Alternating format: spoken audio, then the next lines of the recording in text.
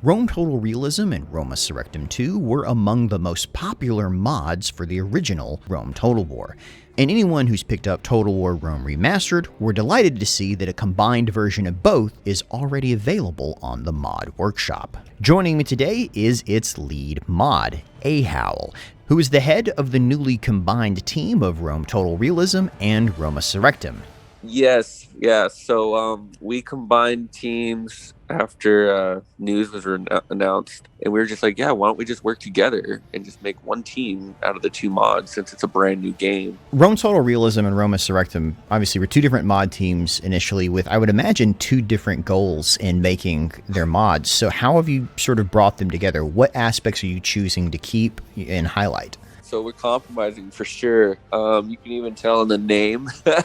The name was, I think the name took like 5 days to a week. RTR : Imperium Surrectum is what we finally came up with as a compromise. But as far as the modding content, I would say, well, Rome Surrectum focuses heavily on the Roman aspect of the time frame and everything. They're heavy with legions, like they're one of the few mods out there that have every single legion represented, from Caesar's time to Augustus' time, all the way to like Vespasian and Trajan. So basically every single legion and their numbers and where they're from are represented. And that's a very unique feature coming from them. They also they want to represent the civil wars better than most mods. So you have that coming from Rome Surrectum. From Rome Total Realism, we've always been fanatics of the earlier time period. So we're obsessed with like the First Punic War, all the Hellenistic kingdoms like the Seleucids and the Ptolemies. And so what's great is Rome Total Realism always starts around 270 or 280 BC, whereas Rome Surrectum started in 218 BC with the Second Punic War. Eventually, you're going to have two campaigns that I won't tell much about, but basically one that's going to focus on the earlier period and then one's going to focus on the late period to satisfy both people. There's the people that want the Punic Wars and then there's the people that want the legions. And so we decided to do both. And then let's see, the last thing is, as far as we know right now, we're going to be using a lot of Rome Surrectum units, textures, and models, but a lot of Rome Total Realism's research for that. So it's been a fun time of combining all of our research with all of their content. And you mentioned bringing in Rome Surrectum's units. Now, that's still a work in progress. Is that right?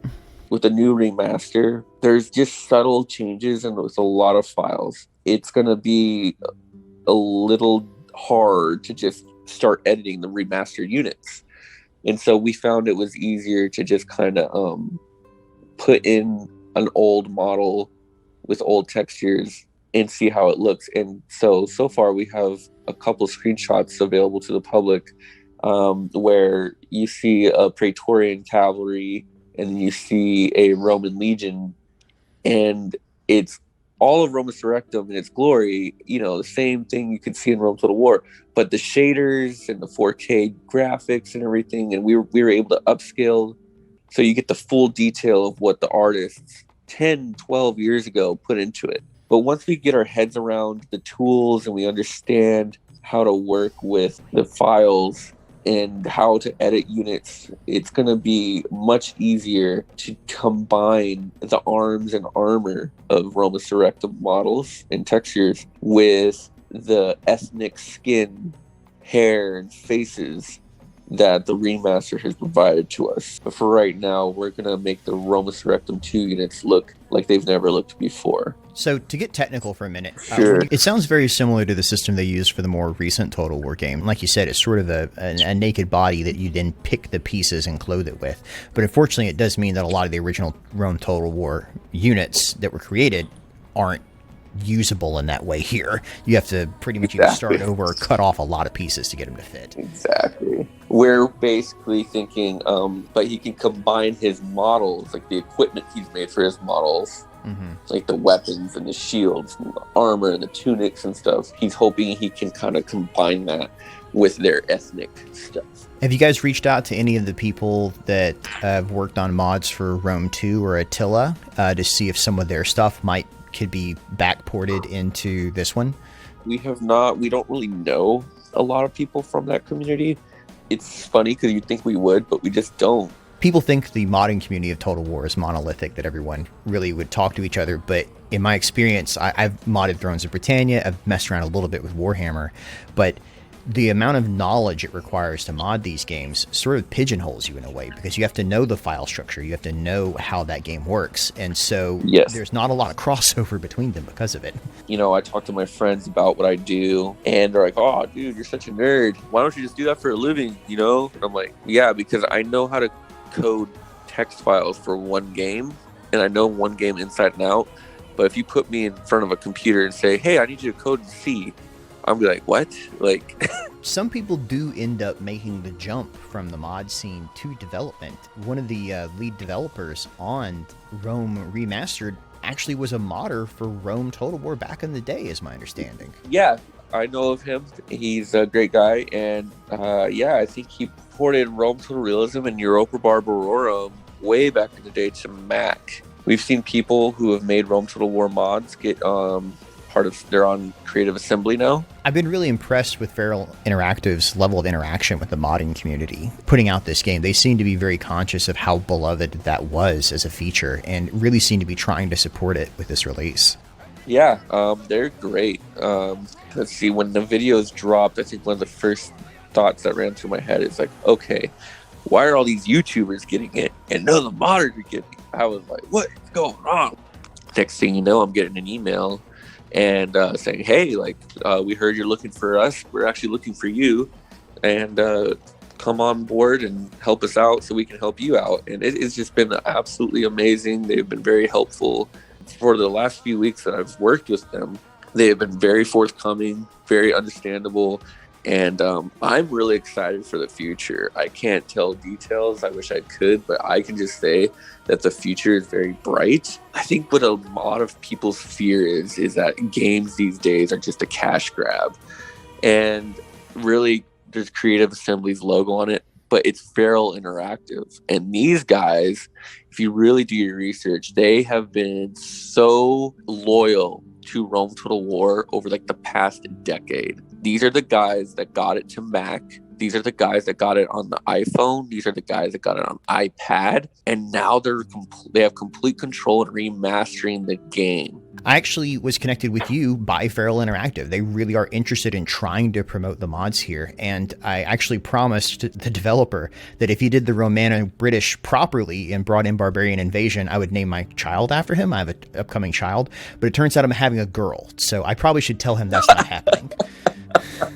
RTR and Rome Surrectum were among the most popular mods for Rome Total War. What drew people to them? What made them so successful, do you think? There's two things. This is my theory, and just because I've been around for a while. The first thing that's going to draw anybody to a mod is the graphics, the eye candy. You put out a pretty shiny Roman legionary, and you get half the people going, ooh, ooh, give it to me. But there's plenty of that out there. What keeps a mod popular for 10 years, 15 years, however long, is the immersion. And when I say the immersion, it's the historical accuracy, it's the realism, it's the wow. When I play this game, it doesn't feel like vanilla Rome Total War where I can just steamroll my armies across the map and just get bored with big battle after big battle after big battle after siege, right? It's like wow, this game's hard. Like, this game's challenging me.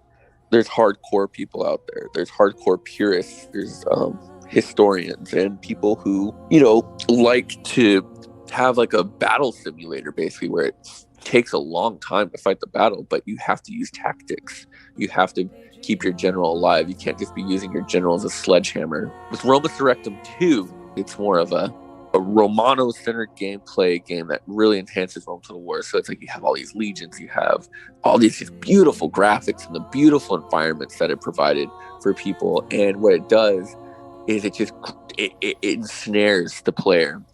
Being able to role play your characters, being able to build and grow your settlement however you want to, with all the different buildings. And then let's say you conquer a foreign province, and then all of a sudden you get like these 5 units that aren't even part of your faction. So when you're a Roman and you're conquering in Greece, and then you get like a couple Greek units, it's like, wow, that's cool. I didn't think you could do that. Well, you can. And I think that the core of all of this is you're learning about human history through a game. And to me, that's something that can't be taught in the classroom. And so that's why I think mods like these, at the very heart core of it, they bring knowledge and they bring community. I actually am a classroom teacher, and I use the game to help teach occasionally. There you go. I mean, it just makes history so much more fun. Any closing remarks for our listeners? The way we develop, and I'm putting this out there because I just want anybody that's listening to know, is the way we develop is we start slow, we start small, and we end up getting bigger and bigger and bigger. So you need to be patient. You need to follow us version to version, and you need to see this mod grow organically. It's best way for us to develop. Remember, we do not get paid. This is not our full-time job. This is our hobby. This is what we do at 8 p.m. on a Tuesday night after work. So expect small but steady releases. You're going to see something organically build into one of those major mods.